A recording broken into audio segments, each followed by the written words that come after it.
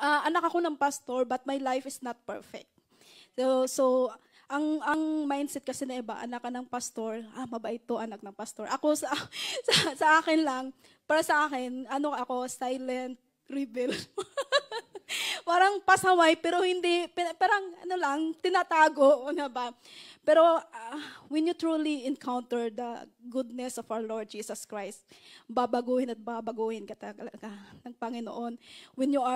I was thankful to God that He chose me. He chose me not only the daughter of a pastor, but He chose me as His daughter.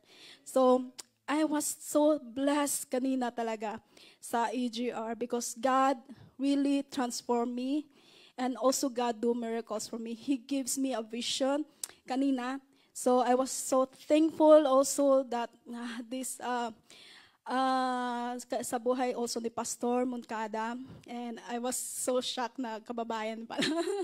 And then sa mga spiritual sisters, brothers, maraming salamat po sa inyo sa pagtanggap sa akin. Actually,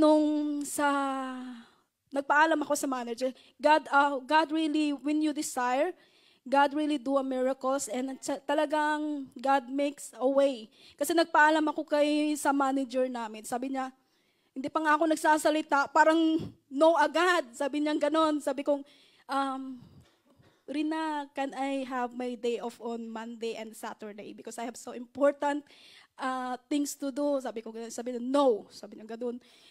Paano ba to? So no, pag sinabi niyang no, no talaga. Hindi na magbabago yung isip. Pero yung isang kasama ko, nagkasakit. Hindi naman nagpasalamat. Hindi na nagpasalamat. Ay, salamat, nagkasakit siya. Nagkasakit siya. Sa amin kasi bawal na bawal magkulang ng tao kasi kulang na nga kami. So, nilapitan ako ng manager. Ang bait-bait niya sa akin. Sabi niya, Sharon, would you like to work tomorrow? Kasi day off ko, kinabukasan. Would you like to work tomorrow? Kasi nga nagkasakit yung kasamahan ko. I will give you a day off on Monday and Saturday. Sabi niya gano'n. So nagpasalamat ako sa ating Panginoon na He will make a way talaga.